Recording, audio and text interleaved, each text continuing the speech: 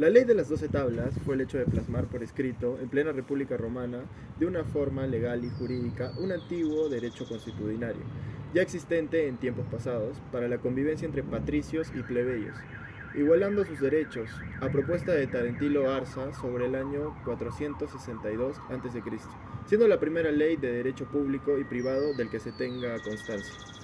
Para esta ley de las 12 tablas se creó una comisión del Senado, entre sus magistrados patricios, llamado Decemvirato, para estar compuesta por 10 miembros, aprobándose por el Senado las asambleas populares llamadas comicios centuriados.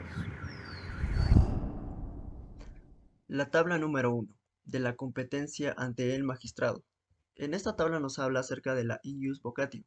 Si cita alguno ante el magistrado y éste se niega a ir, toma testigos y detiénele.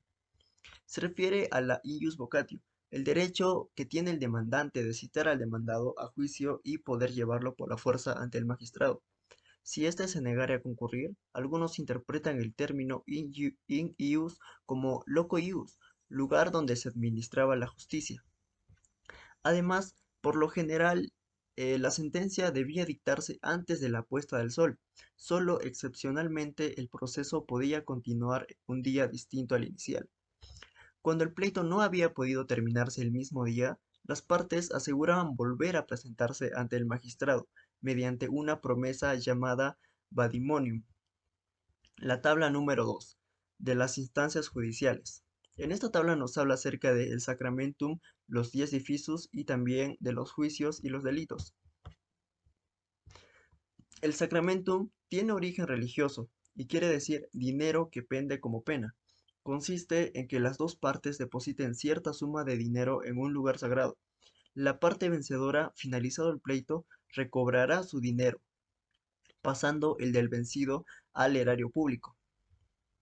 Y acerca de los juicios y los delitos, pues nos habla en este, como en otros delitos, las penas que se fueron establecidas que tienen un carácter predominantemente privado antes que público, ya que en la mayoría de los casos se busca el resarcimiento a través de una compensación pecuniaria o una entrega nupcial, salvo que se trate de delitos muy graves como lo son la traición, el homicidio sobre un hombre libre o el atentado contra funcionarios.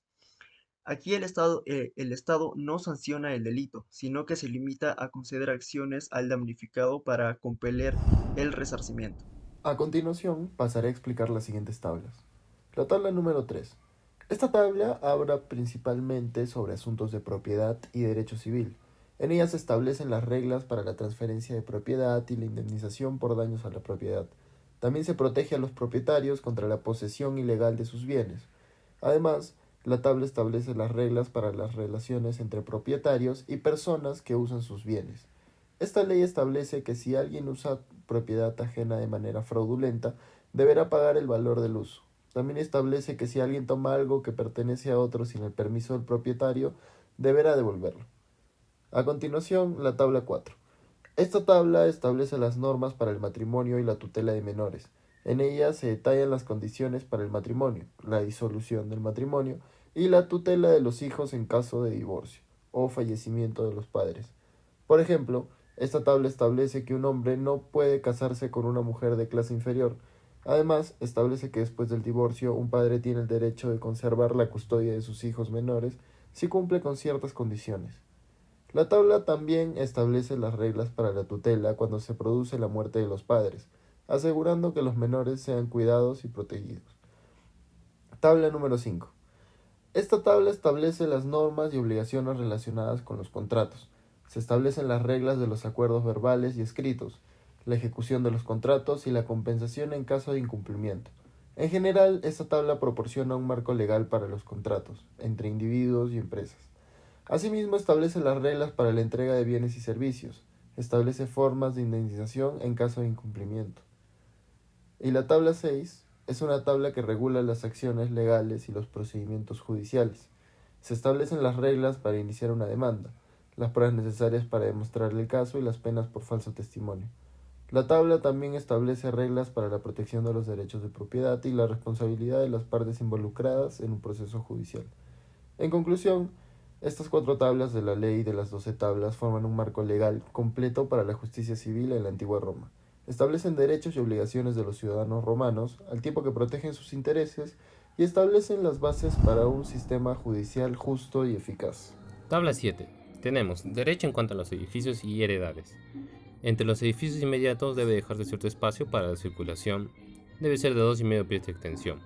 Después tenemos el ámbitus. Es la obligación de que exista entre los edificios un espacio de por menos 5 pies. Después, la vía. Era la servidumbre vía. Debía dejarse un paso para los animales, vehículos o las mismas personas. Debía estar bien detallada. Además que era garantizada para los propietarios. Después, el Actio Finium Regondorum, que era un desacuerdo de límites, donde un magistrado nombraba a 3 árbitros para que ellos decidan sobre esos límites. Después tenemos la tabla 8. Los delitos. Tenemos el furtum, que era robar algo con fines de negociación.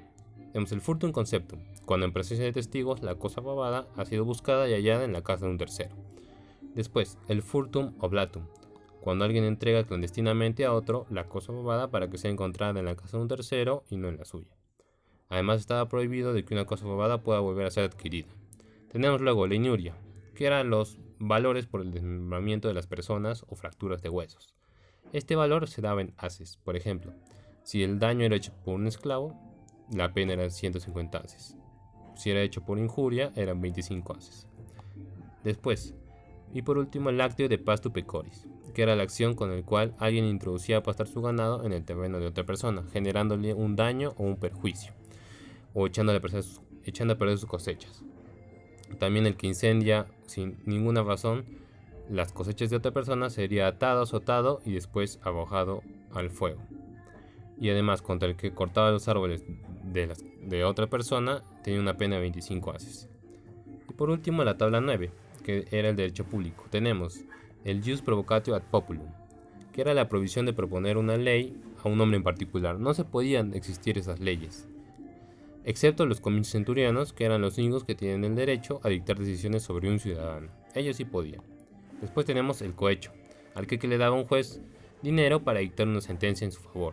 Se le daba la pena de muerte como castigo. Y por último, el per duelli, que era la alta tradición.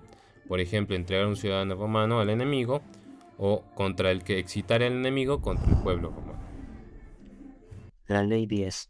Esta ley regulaba jurídicamente la vida interna de la ciudad, donde se debían cumplir por ley las disposiciones prohibitivas sobre la inhumación o incineración en el interior de la ciudad, por motivos de salud pública y en la evitación de incendios, como asimismo vetar el excesivo lujo en los funerales, tanto así que no le podían poner oro a sus difuntos, y si los dientes estaban unidos con oro, no podían ser sepultados o quemados con este metal. Además, las mujeres no se podían arañar el rostro ni dar gritos descompensados. La Ley 11. Esta ley determinó la prohibición del matrimonio entre patricios y plebeyos. Esta ley buscaba garantizar que los privilegios permanecieran en manos de los patricios y no se perdieran a través de alianzas matrimoniales, quedando por tal motivo derogada la prohibición con la ley Caduleia, una de las disposiciones más conocidas de la República Romana. La Ley 12. La última tabla abordaba cuestiones de derecho privado, como robos o apropiaciones de objetos de manera inapropiada, invasiones o durante la ausencia de los propietarios, por ejemplo. El último incluye esclavos. Esta ley tenía como objetivo garantizar la propiedad privada de los plebeyos y patricios.